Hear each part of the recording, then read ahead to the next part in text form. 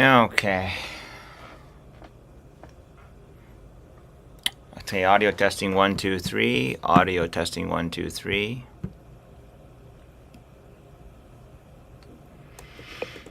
Okay. Good. 1, 2, 3. Sounds good. Okie dokie. Let's start with some pictures. Okay. First of all, lunch. Had a great sandwich for lunch. Come here, honey. I had the same tuna melt with tzatziki sauce, which is so delicious. It's so good. That shit's so good. Jesus, that shit's so good. This time I put butter. I left it on the kitchen counter by accident, so it had already gone to like melty mode. Figured might as well just use it. Room temperature. Put it on the bread. It's quite a bit. Instead of mayonnaise. Add tzatziki sauce. I skipped the relish and mustard. Tuna melt. It was very good. I didn't even bother, like, it doesn't look delicious. It just tastes delicious. Anyhow, tzatziki sauce. I'm gonna, it's knowing how easy it is to make. It's really easy to make. All you need is yogurt.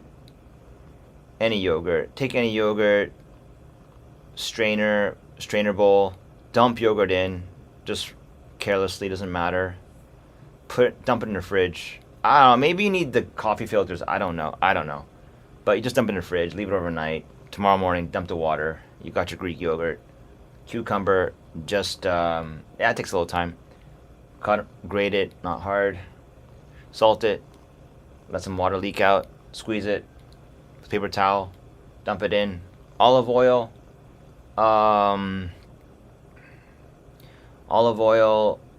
dill, garlic, minced. Stir. Done. Put it into the yogurt box that the yogurt came out of.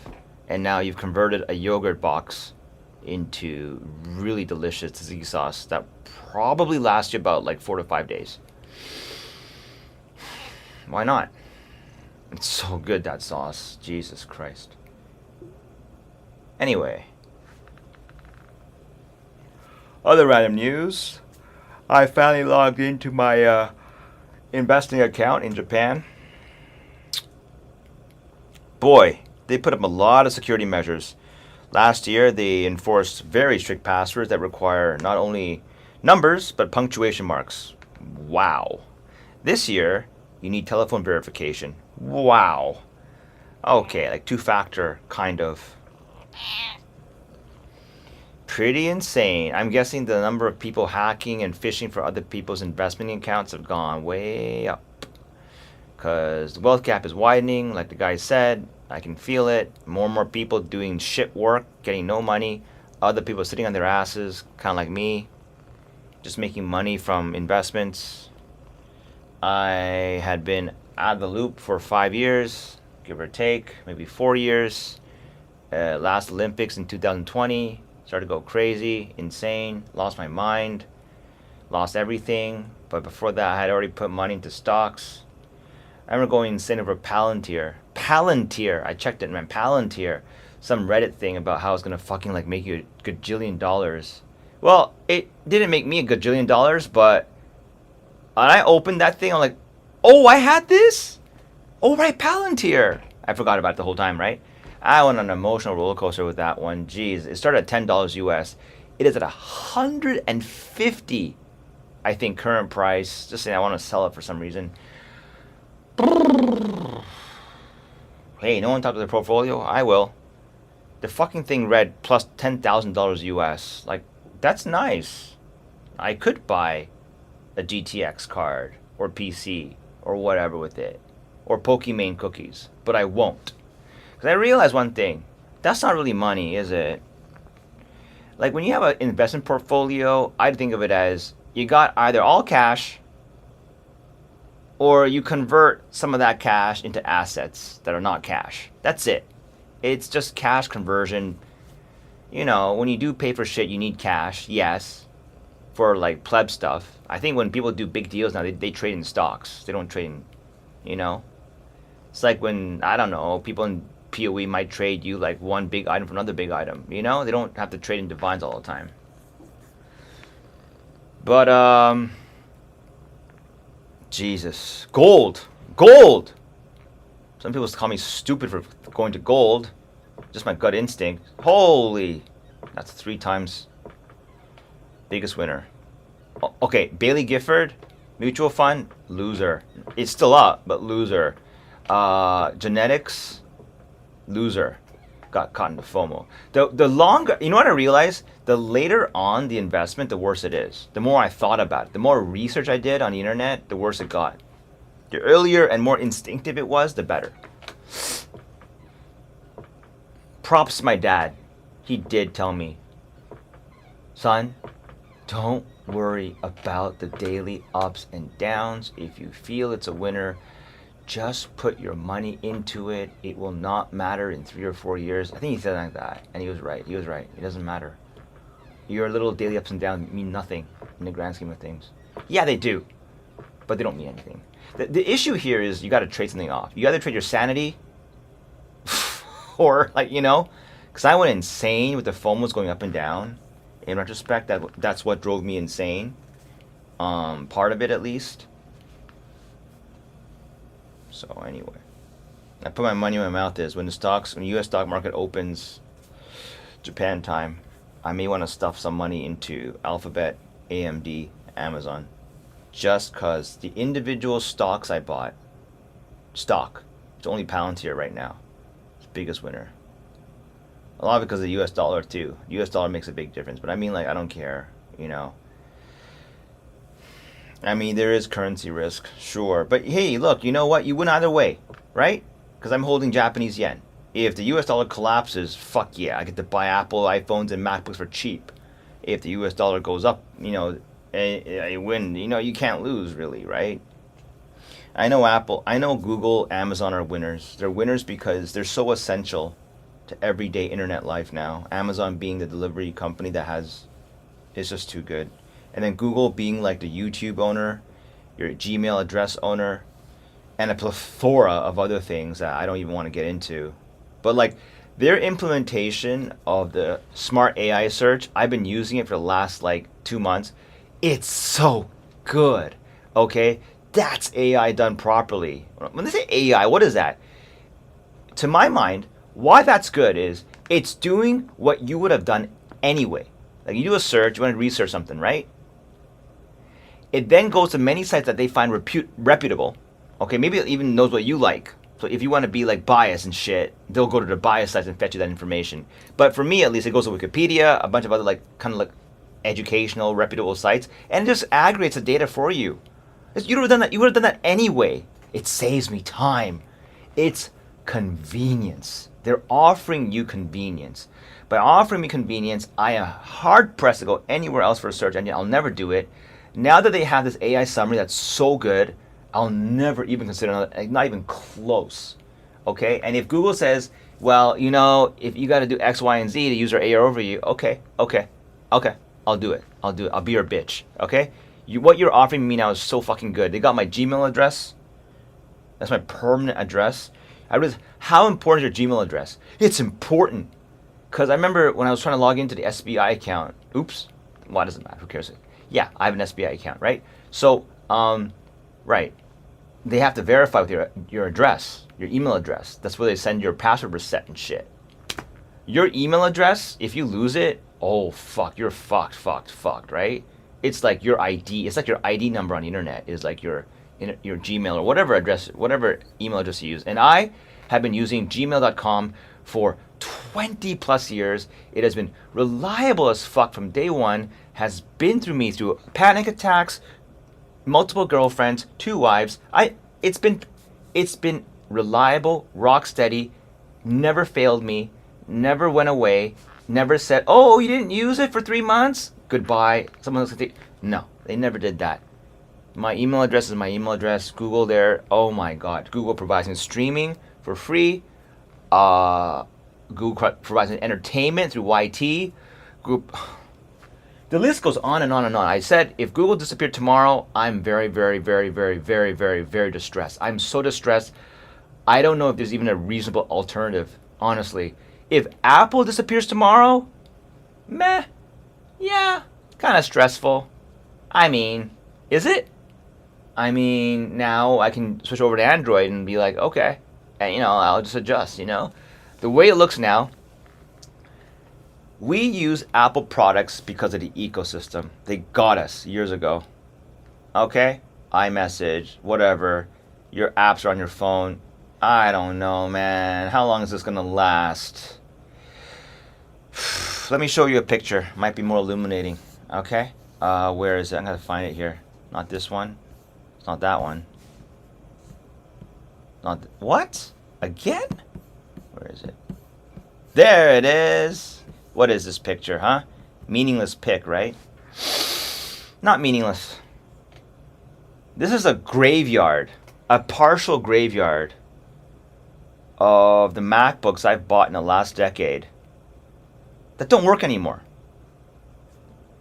Okay? Yeah, because I would use them for work. Was a bit splurgy with them sometimes because it was for work. People get splurgy with work because they think it's for work. You can make... It's stupid. Okay, I got MacBook Air, battery dead. MacBook Pro from 2012, battery's dead. MacBook Pro 2015, battery dead. MacBook Pro 2000... What? How do I have so many? This is a MacBook... Oh, yeah, these are two MacBook Airs. Okay? That didn't add up there. It's like a 2013 MacBook Air, battery dead, screen... battery almost dead, screen is fucked up, case is bent because of the battery being, it bloats, right, when it's about to die. This one too, MacBook Air, this one looked good. This was dear to me a little bit. 2015, battery kind of fucked up, case swelling, battery swelling, display's fucked up. Okay, MacBook Pros, 2016 model, okay, refurbished, or is it 15? Initially bought 2012, that was the money MacBook. No, this was the money MacBook. This was the one that carried me through the next, 3 or 4 years. Dear to my heart, I even called it Fairview because I got a nice refurbished model in Canada, in Toronto. It was a magical time. Brought my girlfriend, the girl, back to Toronto to see my parents. I had a great time in Toronto. It was a magical time. Magical 3 months, really. 2 months. I got a free, quote-unquote, refurbished model because my 2012 had a shit battery. It had a dead battery. It was dying, not dead. And they replaced it for me. It was like a $50 or $100, but they gave me a whole new model because there were a shortage of MacBook batteries. So I got a brand new 2015. It upgraded my storage from 128 to 256 for free. I called it Fairview because Fairview Mall, where I got it from, dead. Battery dead. So, in summary, battery dead. No, wait. Battery dead, battery dead, battery dead, battery swelling, display fucked, battery swelling, case fucked. Yep, iPhone's dead too. Goodbye. Close before something embarrassing gets revealed. Okay, so thank you, Apple. You confirmed my iPhone 6 is dead too. So I was on the fence on that one. Maybe my iPhone 6 that has the battery replaced once would be okay. It is not. It's dead too. So iPhone 6 add to the list. Dead battery. So, how much in total, right? This was bought for about 18K yen. 2012. Probably 16K. This one was expensive. 25K. 13K. 15K. Maybe grand total 70, give or take K. That's a lot of money. And guess what? For all that money invested, I got use of it, yes. The CPUs are still fine. The graphic cards are fine. The motherboard's fine. What's not fine is the battery. I can make use of this shit. Some here and there. Battery's dead. Battery is dead. Do you know how fucking irritating this is? So I told you, even though I may have money, okay, I look at my portfolio. Oh, look, a free, quote unquote, free 10,000 US from fucking Palantir stock. I didn't check for 10 years. No, 5 years. It doesn't mean anything though. You don't cash it in, it's not your money. Yeah, I will not buy notebooks anymore. I mean, I'm using one right now, 2022. Whew. MacBook. I guarantee you now, there's going to be a shift, if you haven't seen it already. People don't want to buy this shit anymore. They don't. It's so fucking lame. Until these batteries last you more than 20 years, okay? Until these things can be... Until these things behave like this, okay? Like they behave like... Where is it? I got shit ton of stuff here. That's what I want to show you. Not this one. This is... Oh, this PC... 7 years old? 8? Just because the CPU fan died. The rest of it's like a champ, man. MSI, man. MSI, good brand. Don't buy Asus. Yeah, there it is. Look. Ironically, the one device that survived all this fucking aging, okay, iPhone 6 dead, alright, is a Nexus from Google, which I bought to test the Android version of the app. It is alive and well. I just plugged in the USB-C into the thing, charged it up. It was up. 5 minutes. I use it as a music player for our speakers. So, what does that tell you? Sorry, bad impression of Apple right now. Very bad. Very, very, very, very, very bad. Extremely bad impression of Apple. This mouse, okay, who cares, right? It's fucking $1. I bought it at a computer store like 5 years ago. It's like $1. Feels pretty good, okay? I bought like 5 of them. It was $5. These things are good. I mean, one of them I used for like 5 years straight, and the left click is like kind of weird. But yeah, come on, that's like 10,000 clicks already, if not like a lot of clicks. So my point is that the durability of Apple batteries being bad. Oh, Clavinova, sorry, is this survive? No, this motherfucking piano. Okay, fuck you, Yamaha. I am very anti-Yamaha. If I had Yamaha stock, I'd sell it. This fucking piano cost me $2,000. It's the top of the line grand piano at the time. The keys all have different velocities now, okay? Because I assume dust has gotten underneath the keys, altering the way the keys, contact the sensors. In other words, it's unplayable.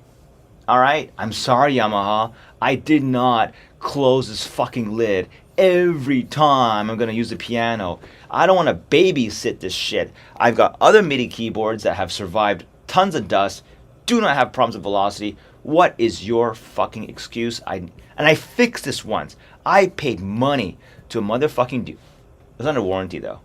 Although now it's going to cost me money. But it will cost you dearly. The guy to disassemble the whole thing and then like do a deep clean. Okay, he did that and a problem happened again. What does that tell you? The fucking model has design flaws. Screw you, Yamaha. I paid Yamaha for my daughter piano. They taught her jack shit. Fuck you, Yamaha. Very bearish on Yamaha. Will never touch Yamaha anything. They are shit company. Don't care about them anymore. Sorry. I know I'm being like really prejudiced and brutal. Yeah, one day maybe. This is not fair though. This is not a battery thing. To be fair, okay, I'll be fair. This is a stupid picture. I was gonna compare it to a vacuum cleaner that just worked for like 10 plus years. To be fair, it's not really Apple's fault, is it? It's the lithium-ion batteries. I mean, they could have done a better job protecting them. I don't know. These lithium-ion batteries are the reason why I'm still using a cracked iPhone 10. I don't want to buy a lithium-ion device anymore. I don't care how sexy it is. The moment you buy it, there should be a number on top right giving you anxiety. Lithium-ion battery health. 100 to 0. Oh, shit. You know how nervous that make you? That would not be good for sales, huh? Okay, weird ass pick, different topic. How did it take me so long to figure this out? When I brew barley tea, which is a really popular drink here in Japan in the summertime because no caffeine, no sugar, but it tastes really good. And instead of drinking water, just water, this is way better than water. Okay, it just has a nice taste to it. However, brewing it in large quantities is a bit of a challenge. I mean, okay, it's not. What I used to do was I used to just put one bag in. It says 1 liter, 1 liter. It brews 1 liter. So I fill it 1 liter. This is 1 liter carafe, whatever container, and then I let it sit for 1 hour. Takes a while. Then you cool it off. That takes a long time, like 5 hours in the fridge. Okay, and then I get this right size. What happens when you get through that? It's very light. It's drinkable. This is ready to drink. This is very concentrated. I just thought, Jesus, why not just put 6 bags in? Okay, boil the water up to even just halfway is fine. Okay, just whatever. Just make sure it has the tea bags have room to like get steeped.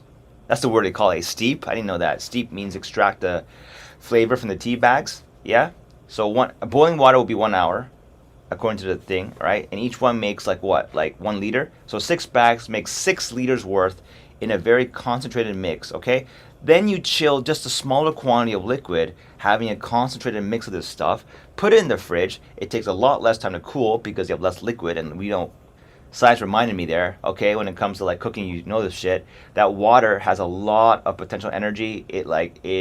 I forget, like molecularly or whatever it is, like for each molecule of water, it takes a lot of energy to go up 1 or down 1 degree. In other words, it's very expensive to heat or cool water, relatively speaking, right? It's a very heat containing. It can store a lot of heat, water that is. Anyway, bottom line is you have a bunch of water, it's going to be expensive to cool. So you minimize the amount of liquid that goes in. It's very concentrated. Then the trick is just so simple. Okay, the order is very important, right? What you do is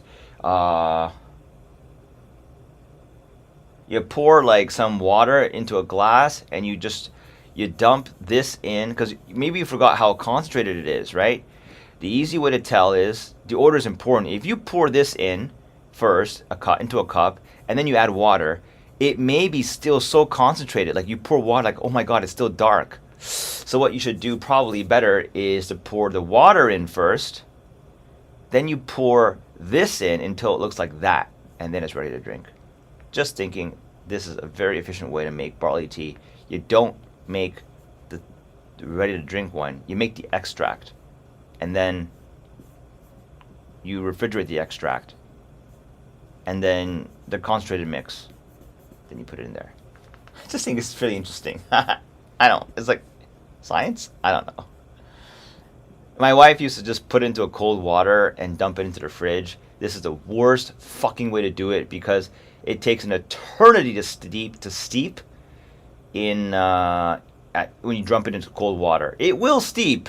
It just takes a fucking 12 hours, okay? Better to dump 6 bags into 1 carafe, boiling water over top, 1 hour, it's all steeped, extract the tea bags, you have concentrated mix, cool the minimal liquid in the fridge. It won't take as long, like 4 hours maybe. After that's done, just water first, concentrate mix until it looks right. And then, I don't know, it's more efficient. What can I tell you? It's a lot more efficient. It's a lot more efficient, because it's 6 times, it's like probably 12 times, 20 times more efficient than putting those tea bags into cold water and stuffing into the fridge. I'm serious, right? I say that because you're making 6 times at once. Plus you're making it hot, which is like 3 to 4 times the speed, the brewing speed. It's a fucking good way to do it. Anyway, that's about it for now. Only conclusion. Oh, did I say this? Yeah, when stock market's open, I'm going to buy Google. Well, no. Actually, I kind of got caught into it's a bit of an uptrend, isn't it, right now? I'm going to wait till a bit of a dip. It was the right thing. From ancient times, they say you should buy stocks when there's bloodbath. When everyone's telling you to sell, you just buy. When everyone tells you to buy, you sell. There's a contrarian advantage here, honestly. I think. Like, think about it. Like, I remember, like, when COVID hit, I was like, oh, shit, this is a good time to buy stocks. And holy shit, if I dump all my money into stocks, I'd be a multi-millionaire today, but didn't have an account. I didn't want to do stock. I don't want to do stocks. I think it's so shitty. The UI for SBI is shitty. The feeling of clicking on buttons and saying, oh, you bought Google, it's shitty. It feels like you didn't buy anything. You're clicking buttons. Numbers are changing on your screen. Stuff's happening. But what's really happening?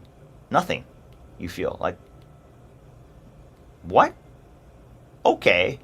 So the display tells me I'm richer. Okay. But you know what's funny? I don't like stocks because they're so electronic. They're so like intangible. They're like, who the fuck cares about these kind of like digits and O's and ones? Then I think about it more deeply. It's like, well, that's when an era where cash was not really electronic so much. So you physically see cash, so I assign value to it, right? That's a fallacy too, because cash is just special paper. Because again, it's just currency. And then nowadays, you have cashless societies. Here's more question to what money really is. It's such a weird, like, ephemeral, really, kind of an object, isn't it? As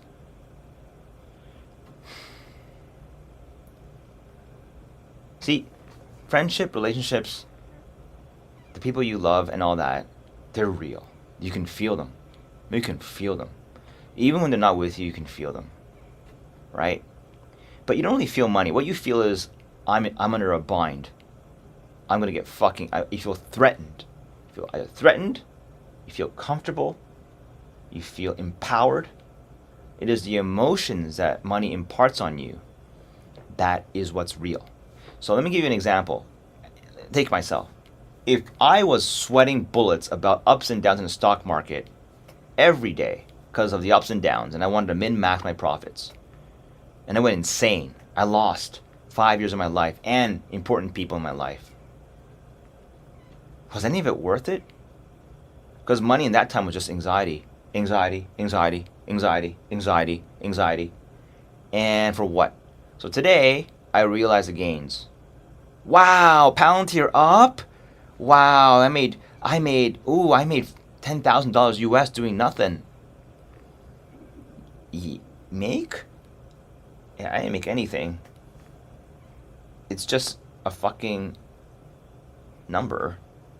I mean, I know it's not a fucking number, but you don't realize those profits until you sell. And now that's anxiety again. Do I sell? Do I sell? Do I sell? Smartest thing is see, in this situation, your money's bitch, right? Money has you. It's got its grips on you. You're its bitch. You don't have control over it. It has control over you. How are you a winner in this situation? The FOMO on a market. You can't sleep at night. Look, when something prevents you sleeping at night, it's not good. It doesn't matter what you get from it. It's not good. It's not good at all. Okay, it's not worth it. Why? Because you can't send your kids to Harvard or whatever, insert dream school of your choice? Max Martin got all of his music skills from Swedish public education. Insane, isn't it? Just saying, looking back on my life, everything was kind of a Ponzi scheme. Not everything. There's varying degrees of it. But like, a lot of it is kind of like that, okay? And like, what is money but a way for us between human beings to just keep track of who gets what? Yeah? That's what it really is. Just who gets what. That's it. That's it.